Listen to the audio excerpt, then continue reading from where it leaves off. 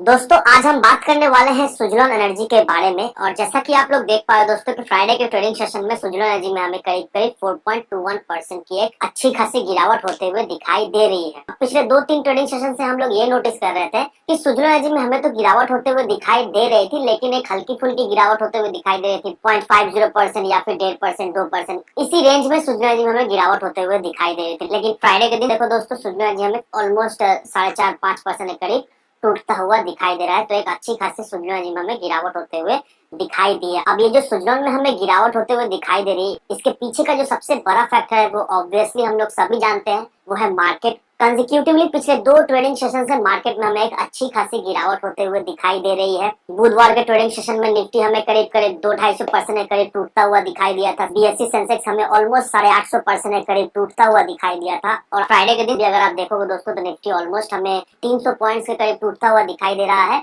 और BSE Sensex almost हमें 900 points के करीब टूटता हुआ दिखाई दिया। तो पिछले 2 ट्रेडिंग सेशन में सेंसेक्स हमें ऑलमोस्ट 2000 पॉइंट्स के करीब टूटता हुआ दिखाई दिया, वहीं निफ्टी हमें ऑलमोस्ट 450-500 पॉइंट्स तक टूटता हुआ दिखाई दिया। और ये जो मार्केट में हमें इतनी भारी भरकम सेलिंग प्रेशर आता हुआ दिखाई दे रहा है, इसके वजह से not only Suzlon energy, almost हर एक स्टॉक में हमें गिरावट होते हुए दिखाई दे रही है। देखा जाए तो ऑन एवरी 10 स्टॉक 8 स्टॉक में हमें गिरावट होते हुए दिखाई दे रही है। तो मार्केट देखा जाए तो अभी बहुत ज्यादा ही वोलेटाइल है और इसी वजह से एवरी सिंगल स्टॉक में हमें भारी भरकम गिरावट होते हुए दिखाई दे रही है। अब सबसे पहले दोस्तों एक बार देख लेते हैं मार्केट हमें वीक क्यों दिखाई दे रहा है। अब यहाँ पर इस आर्टिकल को देखोगे दोस्तों, मार्केट में ये जो हमें वॉलेटिलिटी दिखाई दे रही है, इसके पीछे कुछ कारण है। क्या कारण है दोस्तों? पहला कारण बजट 2023 को लेकर है। अब इन्वेस्टर्स लोग गवर्नमेंट से ये उम्मीद लगाकर बैठे हुए हैं कि गवर्नमेंट जो है वो इस साल बजट में इंफ्रास्ट्रक्चर के ऊपर एक अच्छा खासा स्पेंडिंग करने का कुछ अनाउंसमेंट कर सकती है, जिससे ज्यादा से ज्यादा प्राइवेट सेक्टर रुचि दिखाए। अब अगर गवर्नमेंट इस साल बजट में ऐसा नहीं करता है तो हम लोग ये एक्सपेक्ट कर सकते हैं कि आने वाले समय में मार्केट में हमें और भी गिरावट होते हुए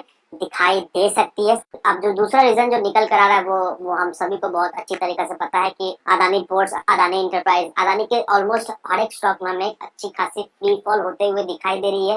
और ये सारे जितने भी स्टॉक है ये एक हेवीवेट स्टॉक है और ये सारे स्टॉक में एक फ्री फॉल होने के वजह से मार्केट में हमें एक अच्छी खासी गिरावट होते हुए दिखाई दे रही है। अब जो तीसरा रीजन जो निकल कर आ रहा है वो ये रहा, यहाँ पर देखो दोस्तों, यूनाइटेड नेशंस इंडिया का जो 23 का जो ग्रोथ का जो फोरकास्ट था वो 20-22 पॉइंट से कट डाउन कर दिया। यहाँ पर 6.4% का एक ग्रोथ एक्सपेक्ट किया जा रहा था, लेकिन यूनाइटेड नेशन के द्वारा ये अभी अनुमान लगाया जा रहा है कि जीडीपी 5.8% तक हमें जाता हुआ दिखाई दे सकता है। दैट मींस 22 पॉइंट्स यहाँ पर डिडक्ट हो चुका है। अब जो चौथा पॉइंट जो निकल कर आ रहा है वो एफआईआई सेलर्स होके बैठे हुए हैं, ये काफी लंबे समय से अभी चल रहा है। और जो पांचवा नंबर जो पॉइंट है वो है fed worries. That means fed के द्वारा मॉनेटरी पॉलिसी में कुछ रेस्ट्रिक्शन आते हुए हमें आने वाले समय में दिखाई दे सकता है। अब वो क्या है नहीं है वो तो आने वाला वक्त ही बताया, क्योंकि जो अगला मीटिंग जो फेड के द्वारा रखा गया है वो 1 फरवरी 2023 को हमें होता हुआ दिखाई देगा। अब उस मीटिंग में क्या डिस्कशन होगा वो तो जब मीटिंग होगा तभी पता चलेगा, लेकिन डोंट वरी दोस्तों, जो भी अपडेट्स आएगा मैं आपको वीडियो के माध्यम से अपडेटेड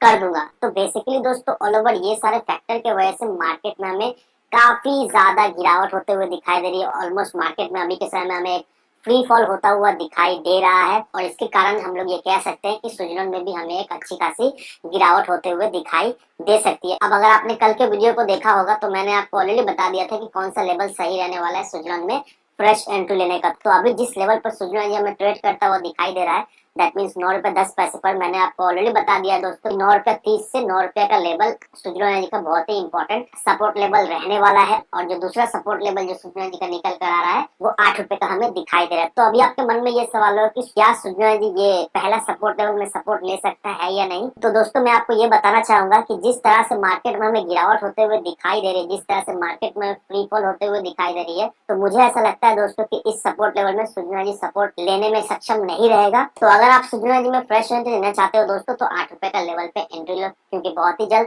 सुजलॉन एनर्जी 8 रुपए के लेवल में हमें जाता हुआ दिखाई देगा। तो अगर आप सोच रहे हो फ्रेश एंट्री लेने का सुजलॉन एनर्जी में, तो अभी के समय में बिल्कुल ही फ्रेश एंट्री लेने का गलती ना करें, क्योंकि सुजलॉन एनर्जी में और भी हमें गिरावट होते हुए दिखाई देगी।